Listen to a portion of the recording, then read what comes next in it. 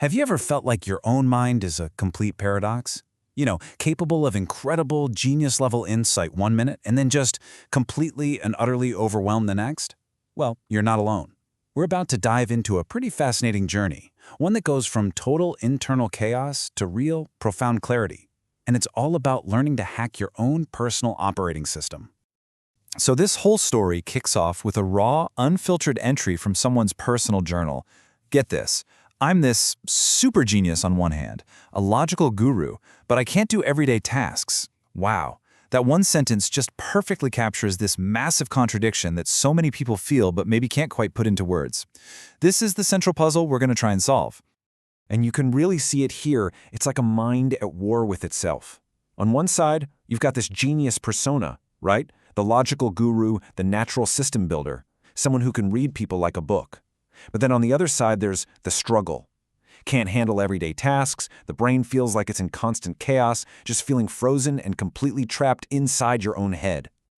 And we're not talking about just a minor frustration here. This feeling of paralysis can be absolutely overwhelming. The journaler goes on to say, I'm so concerned about doing the wrong thing that I can't do anything. I'm frozen, like I've never been before.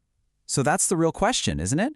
When your own mind feels like a cage, how on earth do you find the key?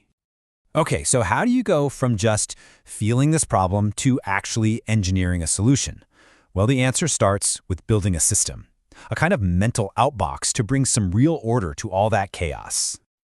The strategy was honestly as radical as it was simple. To get a handle on this incredibly complex internal world, the journaler decided to build an external system. And the goal? To mine the data and truly understand who I am.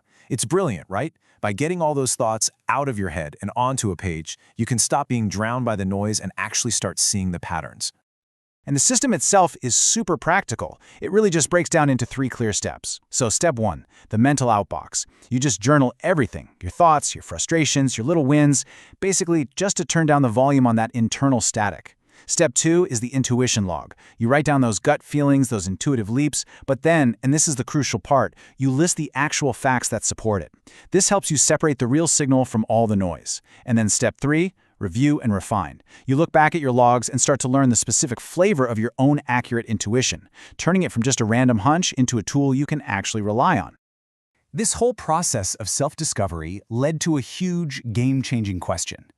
What if all this internal chaos, what if it isn't some kind of personal flaw at all?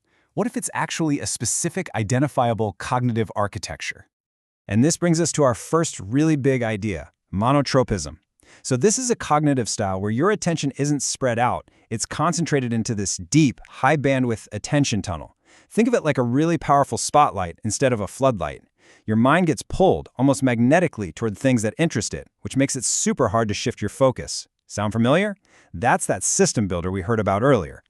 Then, the second piece of this puzzle is something called hyperreactivity. This idea comes from the intense world theory. And it's basically a state where your nervous system is processing everything, sights, sounds, emotions, with the volume turned way, way up. For someone wired this way, the world can literally feel like a painfully intense place. And that really explains that feeling of constant chaos, doesn't it?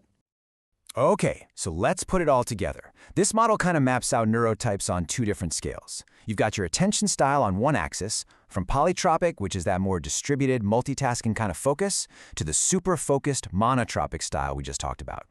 Then, on the other axis, you've got reactivity, from a balanced nervous system to a hyperreactive one. But here's the real kicker. Look at that top right quadrant. Both ADHD and autism are defined by the exact same combination, a focused monotropic attention style paired with a hyperreactive nervous system. And that's the aha moment. The journaler's profile aligns perfectly with this monotropic, hyperreactive neurotype. That powerful drive for deep, systematic focus is constantly clashing with an intensely stimulating, often overwhelming world. And suddenly, that contradiction we saw at the very beginning, it's not a flaw anymore. It's a completely predictable outcome of a very specific cognitive design. And what's so fascinating is that this personal journey of building systems to understand yourself, it's not new at all. It's actually part of this timeless pattern, connecting a very modern struggle to a much bigger historical story of genius. I mean, this impulse to build a system for self-understanding, it's the same drive we see in some of the most visionary thinkers throughout history. We're talking Leonardo da Vinci back in the 1500s, Benjamin Franklin in the 1700s, all the way to today. Let's just take Benjamin Franklin for a second. He famously created this little book with a grid inside to track his 13 virtues. He would examine himself every single day, super methodically, with the goal of turning conscious effort into unconscious habit. He was, for all intents and purposes, debugging his own operating system. And when you put their systems side by side, the parallels are just stunning. Franklin's goal was achieving moral perfection. Our journaler's was to figure out who I am. Franklin used a data-driven little book. Our journaler uses an AI-assisted intuition log. But the core process? It's identical, using an external system for objective self-reporting to build genuine self-awareness. So you can pretty much boil this whole thing down to a 4-step playbook that these system builders follow. It starts with deep introspection, usually driven by feeling disconnected from the world. That leads them to build an external system, a notebook, a journal, whatever, to make their thoughts objective. Then they use that system to achieve self-mastery, learning from their failures to gain clarity. And finally, they apply that self-mastery to create a scaled impact on the world around them. And all of this leads us to the final, and I think most empowering takeaway. This whole idea of hacking your own operating system.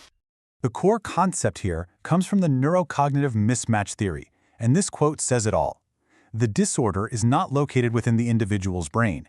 It is located at the interface between their neurotype in an incompatible environment. Let me say that again because it's so important. The problem isn't the software. It's that the software is being forced to run in the wrong operating environment. Which leaves us with one last, pretty inspiring thought to chew on.